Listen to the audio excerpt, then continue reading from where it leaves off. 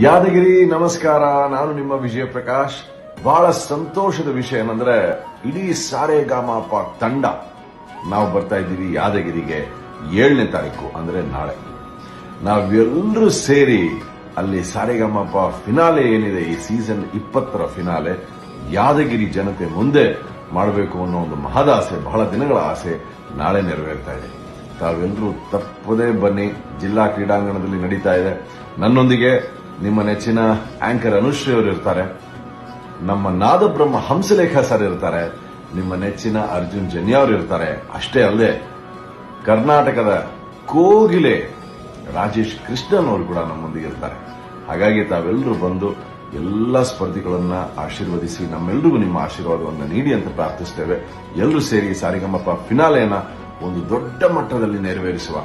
ಧನ್ಯವಾದಗಳು ಯಾದಗಿರಿ. ನಾಳೆ ಸಿಗುವ.